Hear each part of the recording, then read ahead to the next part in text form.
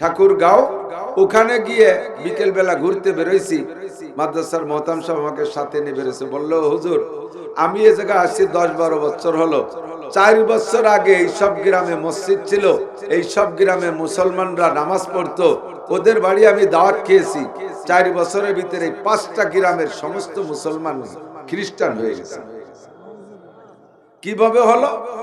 লক্ষ লক্ষ কোটি কোটি টাকা এখান থেকে ইটালি নিয়ে গেছে, এখান থেকে ফ্রান্স নিয়ে গেছে, এখান থেকে জার্মান নিয়ে গেছে, এখান থেকে আমেরিকা নেছে, লন্ডন নেছে, জায়গায় বসে তাদের গ্রিন কার্ড দিয়ে নিয়ে নিয়ে এভাবে তাদের প্রতিষ্ঠিত করে দিয়েছে। পয়সার লোভে মুসলমান খ্রিস্টান হয়ে গেছে।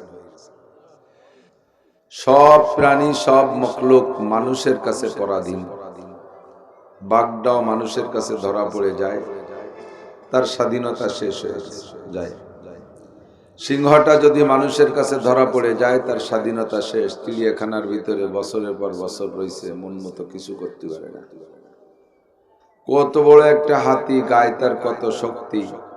একটা হাতি যদি পাগলামি করে, সামনে হাজার হাজার মানুষ টিকতে পারে না। সেও মানুষের কাছে ধরা পড়ে যায়, তার স্বাধীনতা শেষ। রয়্যাল বেঙ্গল টাইগার, যার একটা বাঘ যশোর খুলনায় আবাদ এলাকায় ঢুকছে, খবর পাইলে সব মানুষ যার যার ঘরে ঢুকে দরজা বন্ধ করে বসে থাকবে, মনে করবে বাঘে আর কেউ না খালি আমারই খাবে।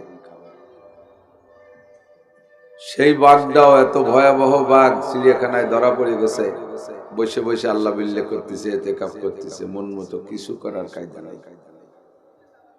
আল্লাহ তাআলা মানুষকে স্বাধীনতা দিয়েছে, তুমি যেখানে খুশি সেখানে যাও, মসজিদে যাও যাও, মন্দিরে যাও যাও, পোড়াকান্দি হিন্দুদের ঠাকুরের মেলায় যাও যাও, চরমনের পেশাবের মেলায় যাও, সেখানেও যেতে পারো, চিড়িয়াখানা সিনেমা হলে যাবা যাও, মসজিদে যাবা, নামাজ পড়তে যাও, তোমাকে স্বাধীনতা দিয়েছি। ফামান শাআ ফালইউমিন ওয়া মান শাআ ফালইয়াকফুর, যার মনে চায় ঈমান আনো, যার মনে চায় কাফের হয়ে যাও, কোনো আমার জবরদস্তি নেই। লা ইকরাহা ফিদ্দীন, ধর্মের ব্যাপারে কোনো জবরদস্তি নেই। আল্লাহ তাআলা স্বাধীনতা দিয়েছেন। এই স্বাধীনতা পেয়ে আমরা এই অঞ্চলের হাজারো লাখো মানুষের মধ্য থেকে আমরা কয়েকজন, আমাদেরকে আল্লাহ তাআলা স্বাধীনতার স্টার্টিং ডান দিক ঘুরে আজকে মাহফিলে আসার তৌফিক এনায়েত করেছেন। শুকর আদায় করি আলহামদুলিল্লাহ। মাসটার নাম আরবিতে রজব মাস। জানেন কি মাস? রজব মাস। একটু মুখস্থ করি, রজব মাস। আরবি মাসের নামগুলো মুখস্থ করলে একটা সুন্নতে মুআক্কাদা আদায় হবে। একবারও সুবহানাল্লাহ বললেন না, কারণ জানেনই না যে সুন্নতে মুআক্কাদা আদায় করলে লাভ কি। একটু জেনে নেন যে সময় সুন্নতগুলো বিলুপ্ত হতে থাকবে মুসলমানদের অলসতার কারণে অথবা অমুসলমানদের ষড়যন্ত্রের শিকার হইয়া সুন্নতগুলো একে একে মিটে যেতে থাকবে। এই মুহূর্তে একটা সুন্নতকে জিন্দা করার উদ্দেশ্যে আমল করলে নবী পাক বলেন তাকে 100 শহীদের সওয়াব দান করা হয়। মান তামাসসাকা বিসুন্নতি ইনদা ফাসাদে উম্মতি ফালাহু আজরু মিয়াতি শাহীদ। 100 শহীদের সওয়াব। কি মনে করেন বাঙালি শহীদ না? বাঙালি শহীদ তো কত রঙের, শহীদ হরিপদ বাঙালি শহীদ। বেটার নাম হিন্দু, সে বলে শহীদ হয়েছে কবে আল্লাহ জানে। তো অরিজিনাল শহীদ যারা উহুদ, বদর, খন্দক নবী পাক সাল্লাল্লাহু আলাইহি সাল্লামের সাথে ময়দানে গিয়ে কাফেরের মোকাবেলায় লড়তে লড়তে জীবন দিয়েছে, এইরকম শহীদের 100 শহীদের নেকি কত হবে? আপনি একটা সুন্নতের পর আমল করলে সেই পরিমাণ নেকি পেয়ে যাবেন। আল্লাহ। তো নবী পাক সাল্লাল্লাহু আলাইহি ওয়াসাল্লামের সুন্নতের গুরুত্ব এত বেশি। আমরা স্বাধীনতা পেয়েছি, স্বাধীনতা পেয়ে আমরা ইচ্ছা মতো যার খুশি আমল করি, যার খুশি করি না। ঠিক কিনা? তো আল্লাহ পাক আমাদেরকে ভালোবেসে পছন্দ করে মাইয়ুরিদিল্লাহু বিহি খাইরান ইফাক্কিহু ফিদ্দীন। আল্লাহ তাআলা যার কল্যাণ, কামিয়াবি, মঙ্গল চান তাকে আল্লাহ তাআলা দ্বীনের বোঝ দান করেন। ধর্মের কোনো ব্যাপারে আল্লাহ পাক জবরদস্তি করে নাই। লা ইকরাহা ফিদ্দীন, ধর্মের ব্যাপারে কোথাও কোনো জবরদস্তি নাই। নবী পাককে বয়ান করতে পাঠিয়েছেন, বয়ান করতে দিয়ে কোরআন শরীফের ভিতরে পরিষ্কার আসছে। আল্লাহ পাক বলেন ওমা আলাইকা ইল্লাল বালাগ, আপনার দায়িত্ব পৌঁছে দেওয়া। লাস্তা আলাইহিম বিমুসাইতির, আপনাকে দারোগা বানায় পাঠাই নাই যে পিটাই পিটাই কলেমা পড়াবেন। কয়েকদিন আগে ভারতের এক হিন্দু পণ্ডিতের একটা বক্তব্য শুনলাম, লেখায় দেখলাম উনি বলতেছেন 2015 সাল থেকে নিয়ে 2022 সাল পর্যন্ত 7 বছরে সারা পৃথিবীতে ধর্মান্তরিতর পরিমাণ কোন দিকে কেমন, এই বিশ্লেষণ দিতে গিয়ে উনি বলেন 7 বছরে সারা পৃথিবীতে 30 লক্ষ অমুসলমান, হিন্দু বৌদ্ধ খ্রিস্টান এরা অমুসলমান, 30 লক্ষ অমুসলমান কলেমা পড়ে মুসলমান হয়েছে।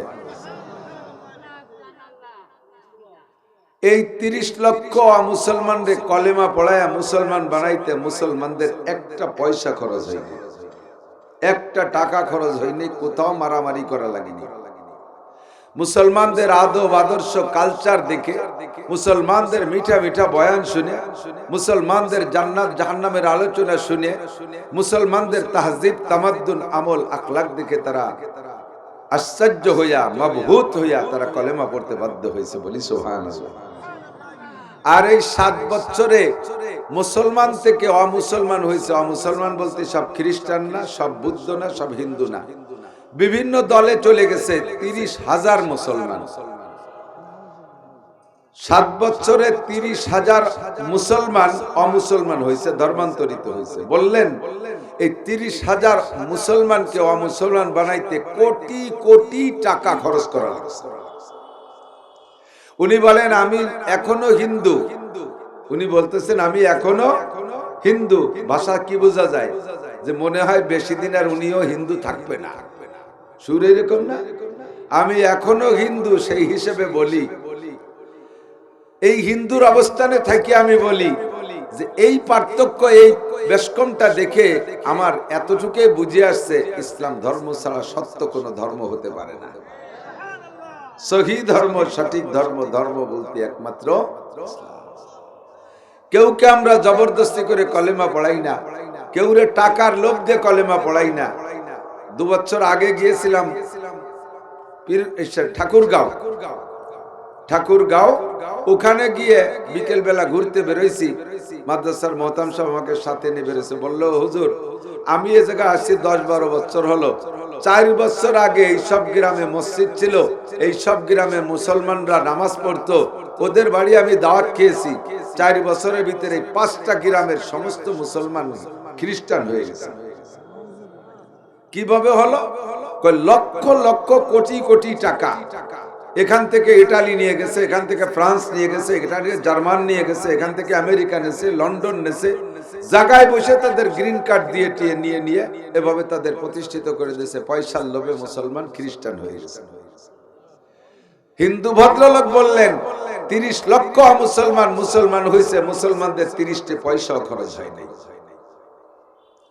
আল্লাহ পাক বলেন আল-ইয়াওমা আকমালতু লাকুম দীনাকুম ওয়া আতমামতু আলাইকুম নি'মাতি ওয়া রাদিতু লাকুমুল ইসলাম দীনা। বিদায় হজের দিন আসরের নামাজের পরে নবী পাক খুতবা দিচ্ছিলেন আরাফাতের ময়দানে দাঁড়িয়ে, উটের পিঠে বসে হুজুর খুতবা দিচ্ছিলেন। একটু উঁচা না হইলে তো শ্রোতারা শুনতে পারবে না, মাইকও ছিল না, মেম্বারও বানানো ছিল না।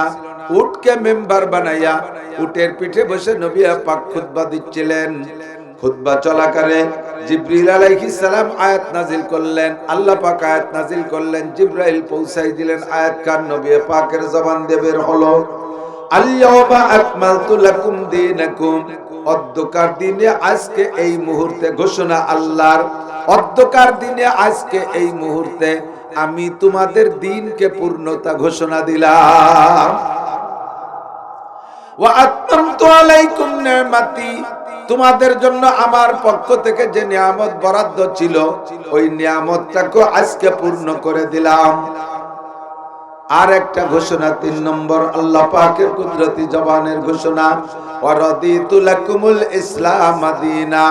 জগতে বহু ধর্ম তোমরা দেখবা, ধর্ম বলে দিন বলে একমাত্র গ্রহণযোগ্য আমার কাছে ইসলাম।